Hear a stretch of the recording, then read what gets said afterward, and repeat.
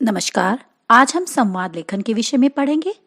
आज हम जानेंगे कि संवाद शब्द का निर्माण किस प्रकार से हुआ है, उसका क्या अर्थ है, संवाद किसे कहते हैं, संवाद लिखते समय ध्यान रखने योग्य बातें क्या हैं, उसके साथ साथ संवाद के क्या उद्देश्य हैं और हमें संवाद किस प्रकार से लिखने चाहिए।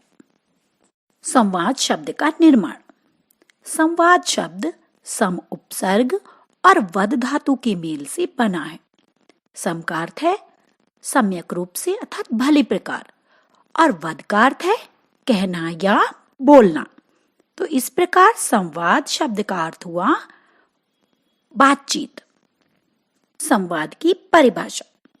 किसी विषय पर दो या दो से अधिक व्यक्तियों के बीच होने वाली बातचीत को संवाद कहते हैं। अर्थात जब दो लोग आपस में बातें करते हैं तो उनके बीच में जो बातचीत होती है उसे हम संवाद कहते हैं। इसी बातचीत को जब हम लिखित रूप दे देते हैं, अर्थात इसी बातचीत को जब लिखित रूप दे दिया जाता है अर्थात लिखा जाता है, तब उसे संवाद लेखन कहते हैं।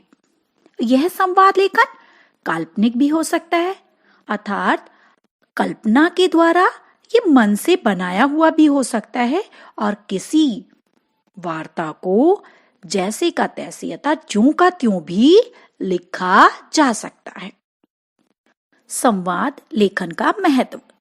किसी भी नाटक या फिल्म की रचना करने में संवाद लेखन का प्रयोग होता है कि संवाद के अभाव में फिल्म या नाटक की हम कल्पना भी नहीं कर सकते कि बिना, आप सोचो, बिना संवादों के कि बिना बातचीत के फिल्म या नाटक में आपको कोई आनंद आएगा कि जब उसमें संवाद ही नहीं होंगे, बातचीत ही नहीं होगी, तो वो नाटक या फिल्म आपको देखने में रुचिकर नहीं लगेगी।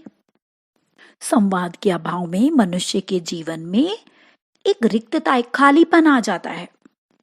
संवाद के उद्देश्य। संवाद के माध्यम से हमें पात्रों की प्रवृत्ति, उनके विचार, उनकी स्थिति, उनकी शैली की जानकारी मिलती है। इसके द्वारा वक्ता के कथनों, जो कहने वाला है उसके कथनों से उसके मनोभावों का भी पता चलता है। संवाद लेखन कार्य करते समय हमें कुछ बिंदुओं को ध्यान रखना चाहिए। ये ध्यान रखने योग्य बिंदु हैं। संवाद छोटे और सरल होने चाहिए कि संवाद इतने बड़े और बोझिल ना हो कि पढ़ने वाले को या सुनने वाले को अपनी तरफ आकर्षित ना कर सके। संवाद घटना और परिस्थिति के अनुकूल होने चाहिए कि जो घटना या जो परिस्थिति, जो विषय हमें दिया गया है उसके अनुकूल हमारे संवाद होने चाहिए। पात्रों के मनोभाव को कोष्टक में लिखना चाहिए, जैसे हंसते हुए, चिल्लाते हुए आदि। क्योंकि संवाद लेखन लिखते समय हम अपने वक्ता के मनोभावों को अपने इन संवादों के माध्यम से ही व्यक्त करते हैं, तो इसलिए यह आवश्यक है कि उसके जो भी मनोभाव हैं वो हमें कोष्टक में लिखने चाहिए।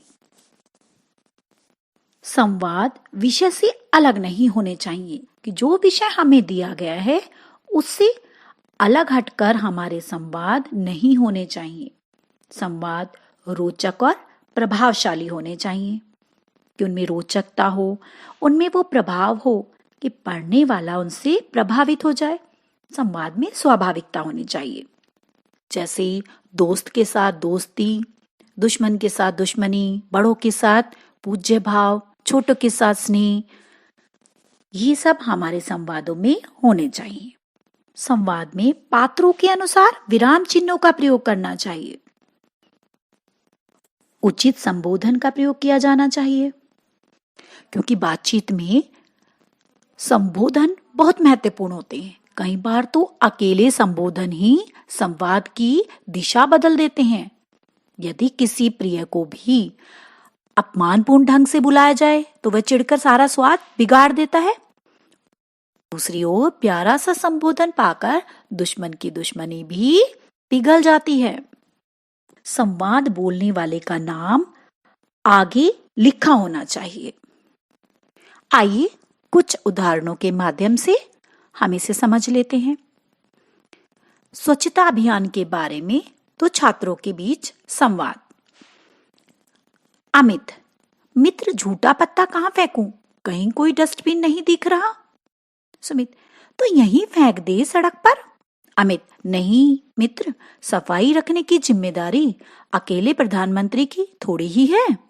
सुमित, तो फिर उनसे पूछो कि डस्टबिन क्यों नहीं रखवाते।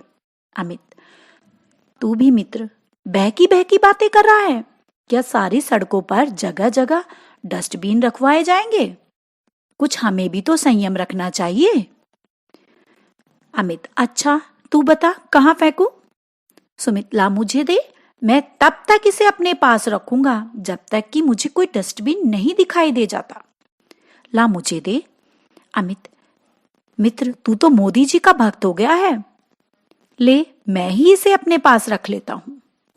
दूसरा उदाहरण, 12वीं कक्षा के दो छात्रों के मध्य भविष्य की योजनाओं पर चर्चा करते हुए संवाद लिखिए।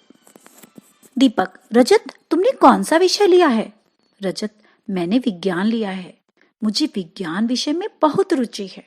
दीपक, मैंने तो सामाजिक विज्ञान लिया है ताकि मैं आगे चलकर सोशल वर्कर का काम कर सकूं।